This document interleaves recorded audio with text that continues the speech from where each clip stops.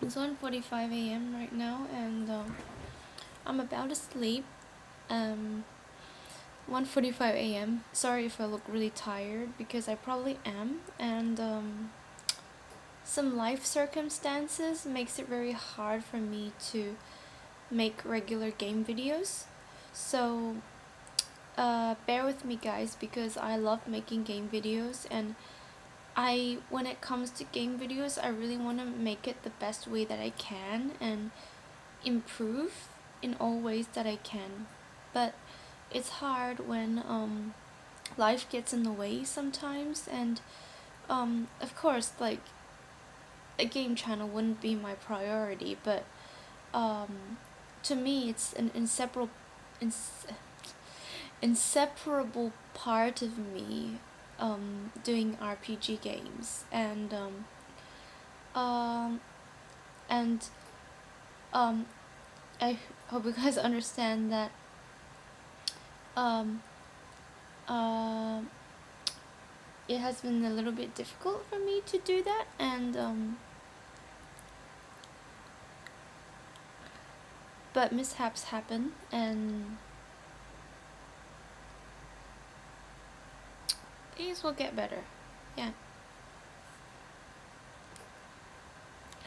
I don't know what I'm playing today, but not sure. Maybe just play something quick and then yeah, see how it goes. I don't know where I was up to, so I'm just gonna load it.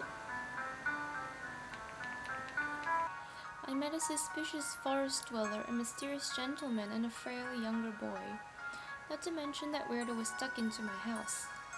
I cannot help but find such odd, suspicious people interesting. Boo! Oh yeah, weren't they going to a forest, and then we met this really hot caveman, and we came out, and then what happened? Oh, and then this other dude came into my room and wanted to assault me. Oh, and that dude also had, I think he had like, didn't have a shirt on or something. I don't know. He was weird. Ah, Hikuya. I called out to you a few times, silly. Were you asleep? Sorry, I didn't hear you. You should try to stay awake during class. But the lectures are boring. Mr. Blanchett is so repetitive. Oh, really? He explained some useful things this time. Like what? Nope, you should have been listening. Anyway, do you have any plans for the day? Well, I'm thinking about scoping out a mansion. Oh yeah, there was a mansion, and there was a vampire-looking dude at the mansion, and he disappeared. And there was a lock on the door, and then we didn't know why the lock was there, and he wouldn't say why the lock was there.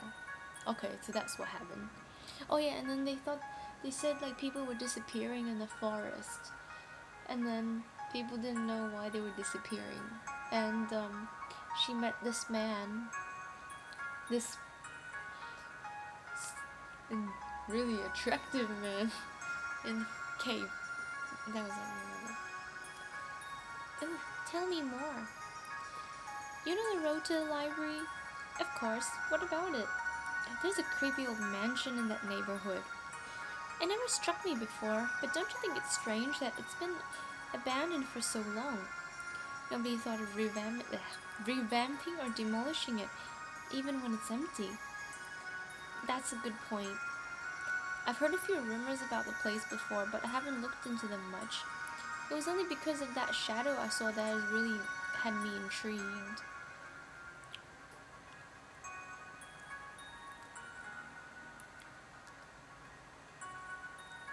That old mansion is part of the many legends of this village. All I know is that it used to belong to the Kenrichi family. I don't even think anyone owns it right now. I could have sworn I heard something else during history class. Kenrichi family. Hey hey, suddenly interested in history, huh? I probably shouldn't I probably shouldn't involve Ikuya into this further. I know she hates haunted places, and given the atmosphere, she wouldn't enjoy it very much. Did you hear about that murder the teachers keep gossiping about? They say the suspect is likely someone who moved into the village not too long ago. Wait, what murder?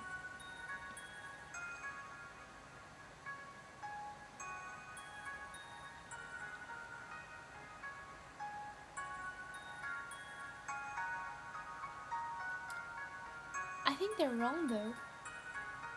Everyone always uses new residents as scapegoats. Don't you think that's too unfair? Oh, that's his name, the OG. I don't think so. It narrows down the list of possible suspects. Hi, Leoji. It makes sense because no one knows the newcomers very well. They're naturally the most suspicious for now. We are a small community, so it's easy to tell when and why things change. You can't see what lies below the surface. Leoji's method does narrow down possible suspects, but I don't agree with using new residents as scapegoats. Wait, I shouldn't do this, but save. Hang on.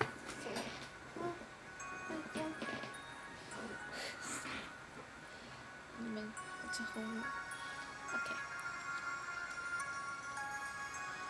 I'm helping my dad with this case. He asked me to collect a list of people who moved into the village within the last 6 months. If anyone comes to mind, let me know. It'd really help us out. I don't really agree with your method, but I'll let you know if I think of anyone. But what did you do? He's collecting stuff.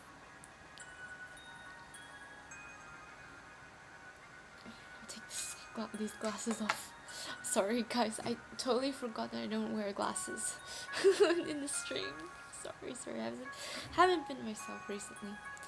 Thanks for the help. Marbury cheesecake, you can stay over at my place while they're investigating. You live alone, right? You should seriously think about it. Heh, I'm fine. Thanks for the offer though. What?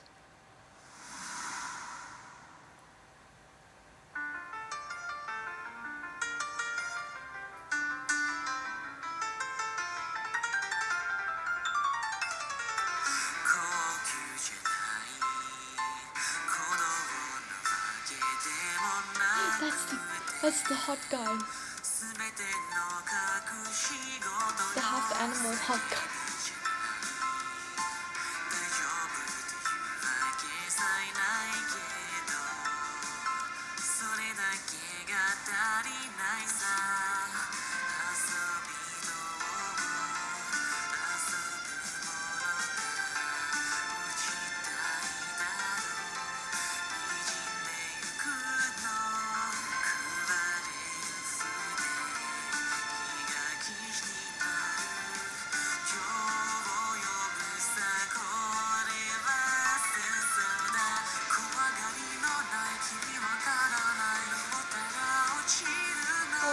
Those clouds painted. Well, who is this? It reminds me of Yukio from Amnesia. Oh, who is she?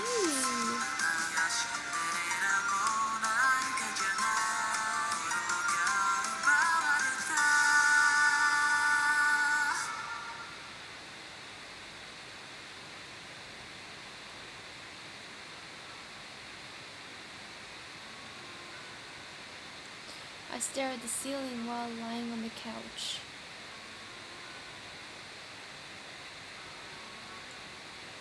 I think about what Ikuya and Ryoji said earlier. Someone not from this village? Just in these past few days, I've met 4 faces I've never seen before. Any of them could have moved here around the same time those disappearances started. It's possible that one of them is involved. Against my better judgment, I cannot help but want to investigate them further on my own. The excitement is overwhelming.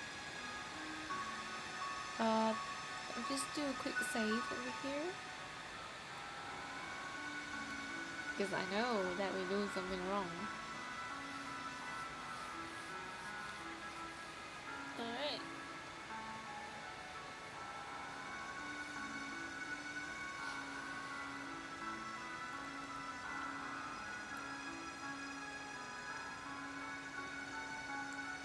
So what was the question? Who should I investigate first?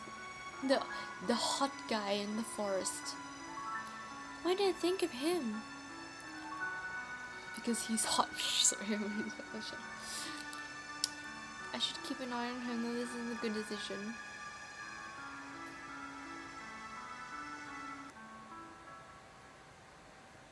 There's too many of these things. I should keep an eye on him. The disappearances started with the tourists in the forest after all. He asked me if I was a tourist, so he must know something about them.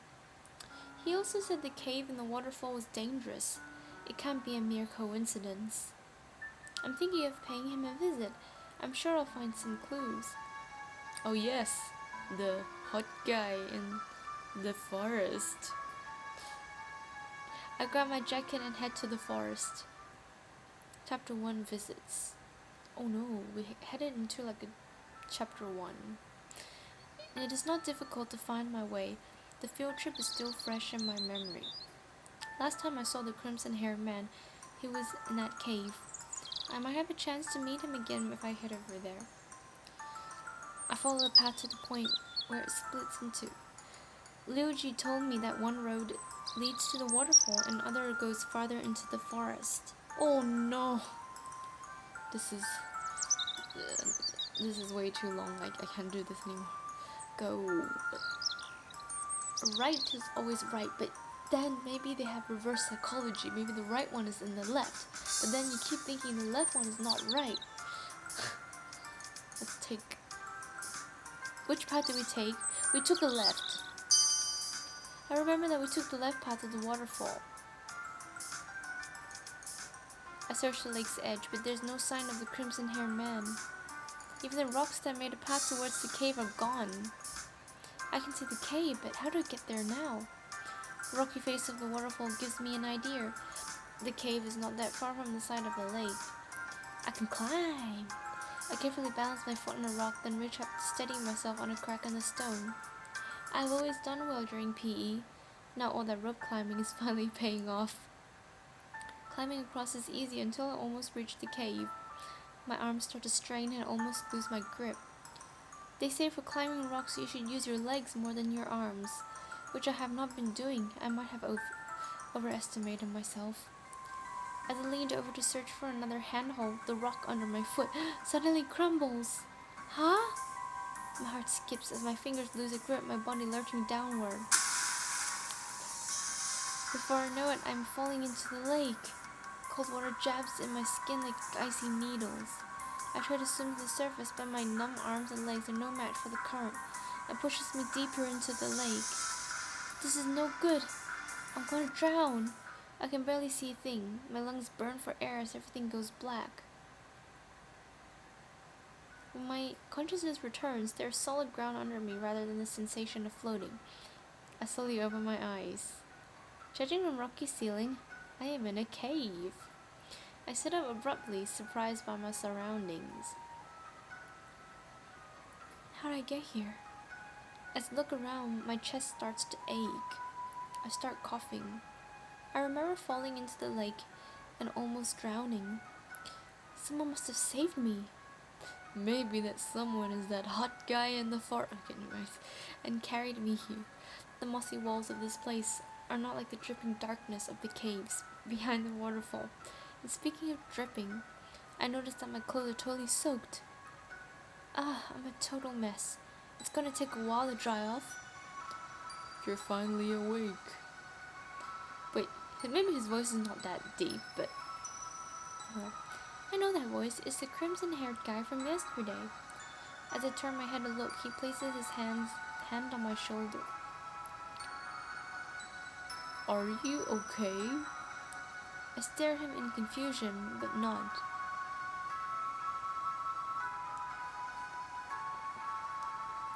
Why are you so stubborn? I told you not to come back. You haven't explained. My sentence is cut off midway as I start coughing again. There's the hot guy. You're lucky I was nearby, otherwise you would have been a corpse at the bottom of that lake right now. Dang, is that a leash around his neck? I totally forgot about that. Well, thank you. Take your clothes off. Wait, what? Excuse me? Are we escalating that fast? What am I thinking? Me, you're stuck with the hot guy in a cave. What else can you be doing right now? like I wouldn't even mind it. Just kidding, just kidding, just kidding, just kidding. I'm just kidding. Excuse me? There's no way he just told me to undress. I must have misheard it. Oh, dang. That bud. The man unwraps a sash from around his waist and takes his Hayori off. He throws the latter at me, and when he speaks again, his voice is a dull monotone. Wear this in the meantime. Leave your clothes to dry or you'll catch a cold. I'll be outside. He's stoic yet considerate. Aww. I don't know what to think of him, but for now I just accept his apparent kindness. I'm getting very curious about the storyline. Like, where is it leading to? At the moment, there's this other guy I remember who fell asleep on the ground. Yeah, what the hell is going on here? I hold up his Hayori, my eyes fixed on him as he walks away. Such a weird guy, but I think I can trust him. He did save me from drowning. I wait until he is out of sight before changing out my clothes. When I step into his warm Hayori, I notice the scent of flowers. Though it smells pleasant, the piece of clothing is too big for me and also feels breezy. When I step outside, I spot the crimson-haired man sitting near a tree. He seems to be napping peacefully, almost as though he had forgotten the trouble I caused from falling into the lake. I hang my wet clothes on some tree branches to dry, then find a comfortable spot near the man to sit. I haven't thanked you for saving me. Oh, wow. You look so good in the sunlight. Dang. Dang. Okay, I need to stop. This. But yo, dang. Look at him with his long hair. And oh. I'm having some thoughts. I haven't thanked you for saving me.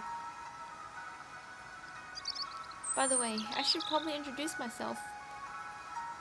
My name is Morbury Cheesecake. Zikun. Call me Zikun if you must. Okay, Zikun-chan. We weren't supposed to meet for a second time. I know, except I wanted to see you. And you're... Zikun opened his eyes and stares at me suspiciously. His deep purple eyes are beautiful and somehow intimidating. I've never seen anyone with such an eye color. What'd you come back here for? I was looking for something. You're stupider than you look. There's nothing to concern yourself with in this forest. Even if you lost something, there's no way you find it again. Hey, I'm not stupid and I wasn't done talking. Zikun closes his eyes, letting out a deep sigh. Well, stupid Morbury Cheesecake, you should talk less and concern yourself more about getting home. I remained speechless. He makes so many assumptions about me and never lets me finish talking. He's a tsundere. What's wrong with this guy? I've never met anyone this rude. He doesn't even know me. I sigh. I'll get straight to the point. I have my doubts about these rumors, but the fact is, a whole group of tourists went missing in the forest. Do you know anything about what happened? Ooh, he doesn't look very happy. Zikun's tone promptly turns sour. The demon does exist. For real? Yes, the forest is a dangerous place.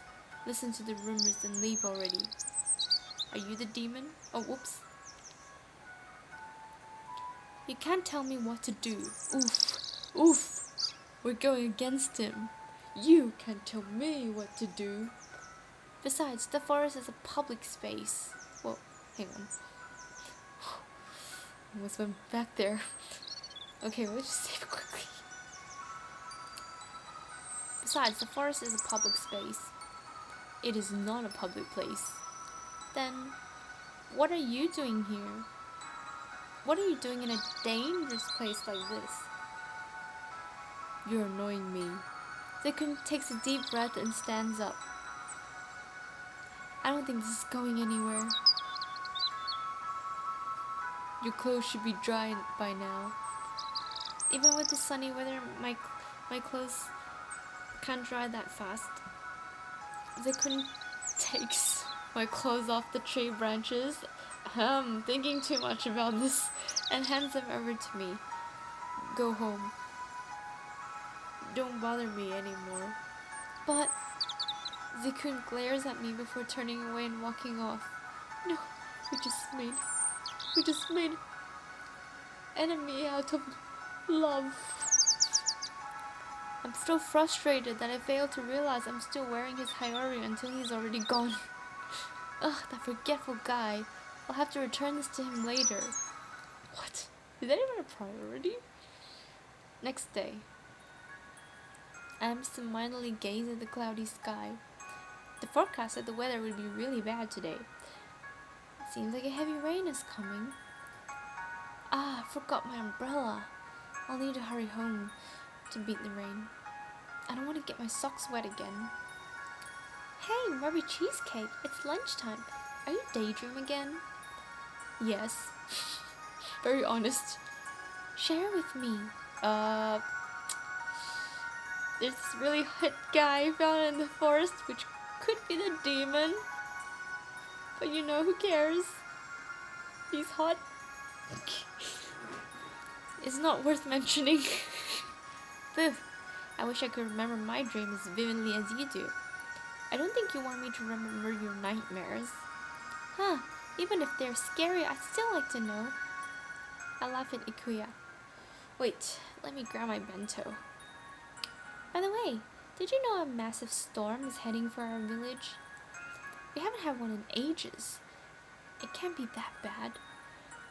How will I get home without getting blown away? Yoji. My voice. Don't worry, you should be fine. Its peak is late at night. Just be sure not to go out then. Yoji, have you heard anything from your dad about the missing forest tourists? They sent out some search parties, but no results so far. They've passed the investigation until the storm passes. This is random, but is there any chance of people living in the forest? Living in such a place? No one is even allowed to do that. Huh. Are you so curious about the demon Morbi cheesecake? No. I was just wondering. If you ever consider exploring again, count me in. You two are so troublesome.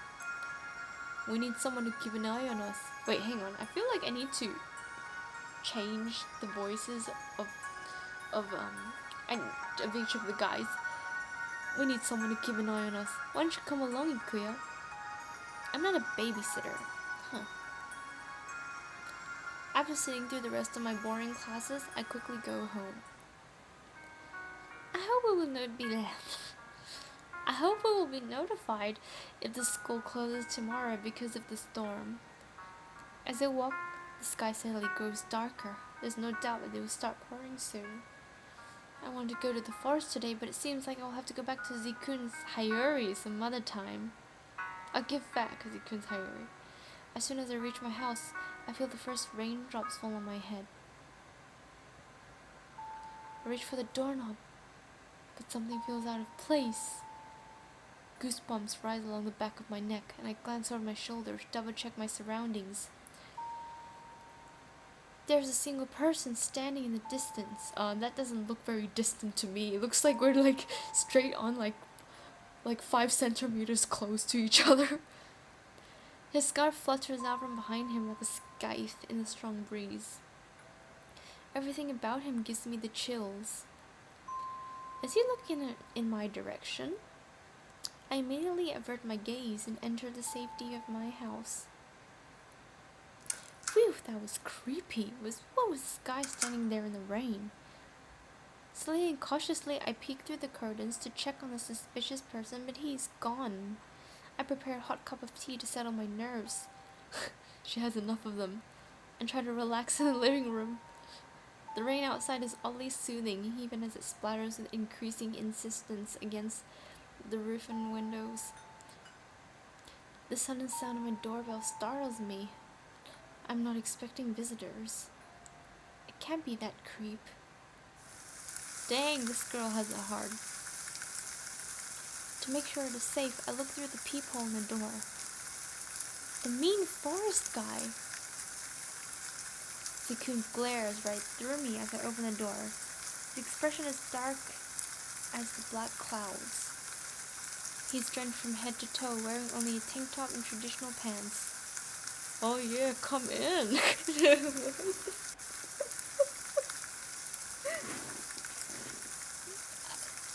You would too, wouldn't you? I guess you went through the heavy rain to get to my place. Zekun, wasn't it? What brings you here? Give me back my Hayori. Right. What other reason would he have? I gesture for him to come inside so that he does not have to stand in the rain. Wait here, I left it in my room. I leave Zekun by the front door and return a moment later with the Hayori I grabbed from my room. Here it is. Thanks for letting me borrow it. You live in a cave and I live in a house. Before you go though, how'd you know where I live? I know this area. Talkative as always, didn't Leoji ask me to report odd people like Zekun?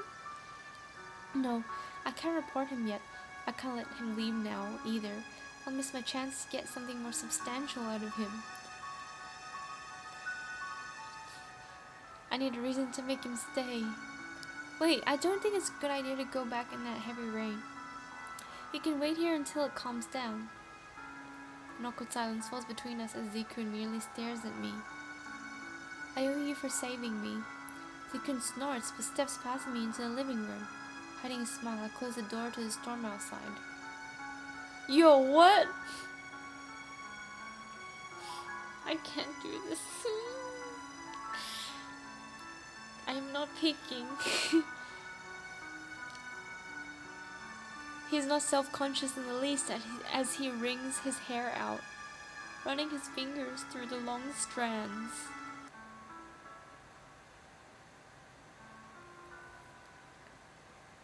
Nice hair.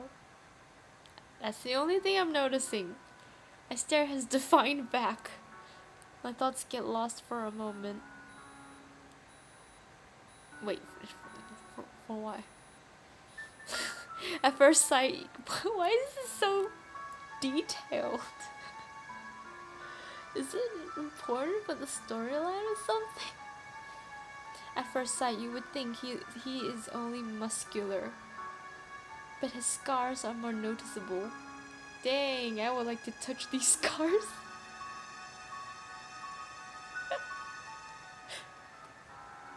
I wonder what could have carved those into his arms.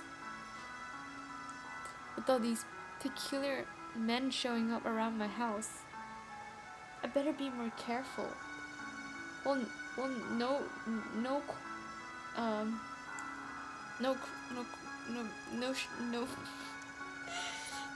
bleep, Sherlock. I can't take on someone like him by myself. Then again, he did save me from drowning. He can't really be the only one responsible for the disappearing tourist, can he?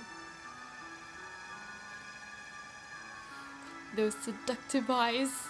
As if hearing my thoughts, Zekun glances back at me. His gaze bores into mine. It becomes awkward after a while. Awkward? In what way? I mean, you don't need to tell me, but, you know, for research purposes, I should get a towel for him. Yes, we should. After Zekun fixes his hair and puts on his Hayori, he sits down on the carpet with crossed arms, facing away from me. I wonder if he has not forgiven me for disturbing his peace the previous times I met him. Honestly, I feel like he has something deeper going on. Are you hungry? No. Are you cold? I can grab some blankets for you. No. Are you bored? I have some fun magazines. Leave me alone. He seemed like one of those people who's been through 10,000 years of pain and seen 10,000 years of war. I don't know, it's just me who feels like, it's like that.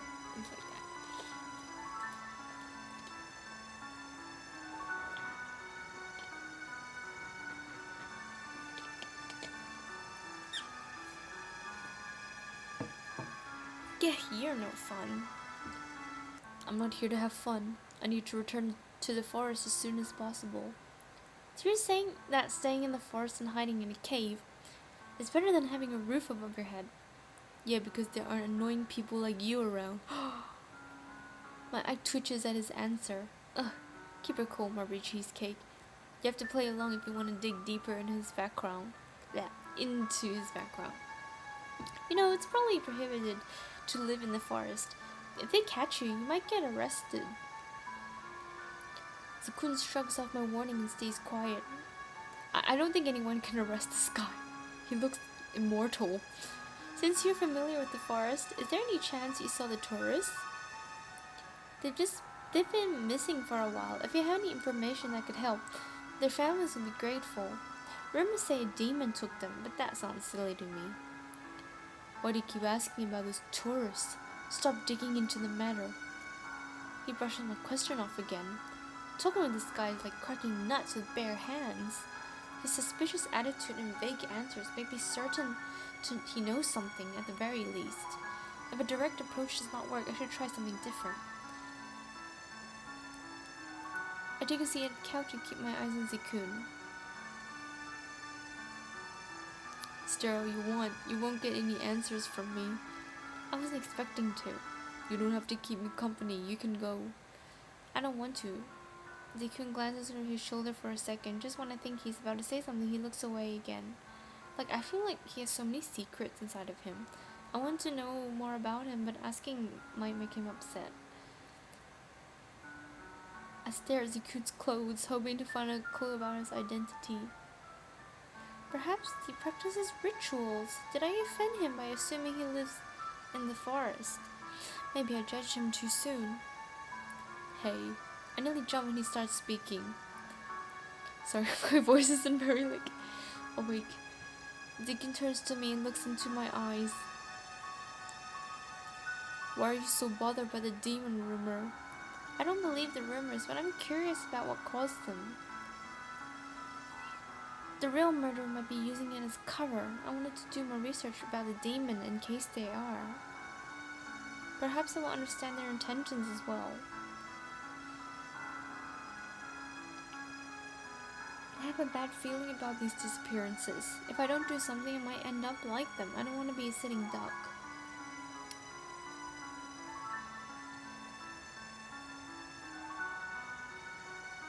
Okay guys, I'm gonna leave it here, but yeah. Oh no. Okay.